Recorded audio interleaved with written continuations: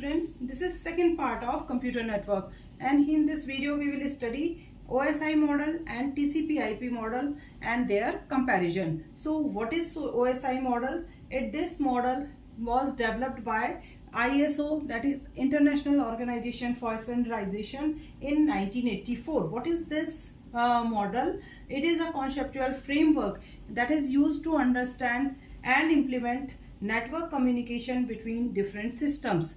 Okay, so how the data is transmitted between two systems in a network, it is well defined by this OSI model. And how it is defined this? It divides the whole communication process into 7 distinct layers, each performing a specific function in the transmission of data. Okay, so the whole process of transmission of data is divided into 7 layers, each layer with a specific function. Okay, so this made easy to understand how the network functions.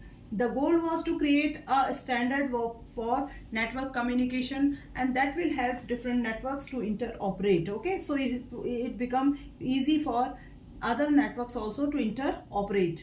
Now we will study all the layers. So 7 layers of this model. First layer is physical layer. It deals with the physical connection between devices. Physical connection, that means connection through cables. So this part come here in physical layer. Responsibility of this layer is transmission of bits over physical medium, that is cable, switches or etc. are used for the communication, physical communication of data or electrical transmission of the data. Example: Ethernet cables, hubs, repeaters, voltage levels and transmission rates. So these are the terms used, or these are the devices used for the transmission. Data link layer, this is the second layer, and it is responsible for the error detection and correction and framing and MAC addressing. Okay, so here we can see that its a task is error detection, correction. Framing is a process where a MAC address is allotted with associated with data and transmitted from one node to another node. So MAC address is the physical address of every node or every computer. Okay, this address is associated or coupled together or grouped together with data. Along with this error detection, some bits are added there so that we can recover or we can identify the error there. So this packet or this frame is transmitted from one node to another node, and this happens all in data link layer. And switches, media access control, that is MAC address, ARP protocols, and PPP, that is point-to-point protocol, and Ethernet. These are the terms, or these are the devices used in data link layer. Okay, so framing and MAC addressing are the main component, along with this error correction and detection bits. Together they are transmitted from one node to another node. Now the third layer is network layer. Network layer, where the LAN ends, then the function of network layer starts. Okay, for connecting one LAN to another LAN, this network layer is that uses logical addressing and routing. Okay, what is logical addressing? That is IP addresses allocated to every node connected in the network. It determines how data is sent or received devices over multiple networks. So how the data will be transmitted from one LAN to another LAN, this will be decided by this network layer. Okay, so the process is by allocating IP addresses, and routing is to find the best path out of the available paths. So and examples are routers are there, internet protocols are used, and internet control message protocols are there. IP addresses are also part of this network layer. Now the next layer is transport layer.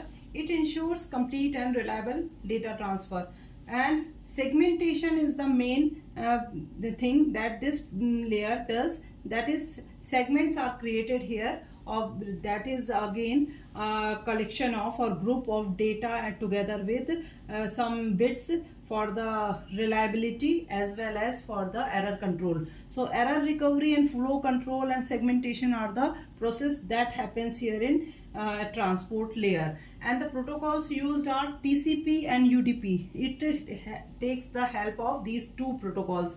TCP ensures the transmission, that means reliable transmission is there, then TCP will be used, and UDP for the unreliable type of transmission it is preferred. So sometimes unreliable transmission is also needed, where fast and unreliable transmission can be given by this UDP.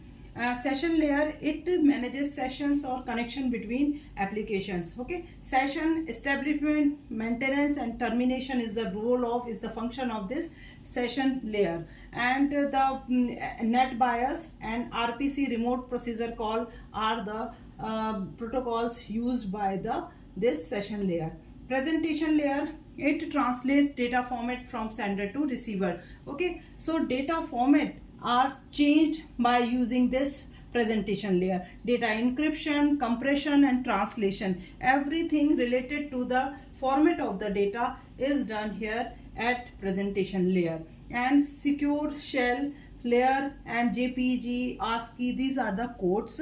Okay, format will be changed using the different type of codes. So codes are the part of this presentation layer. Now the last layer is application layer. Application layer, that is it is the closest layer to end user.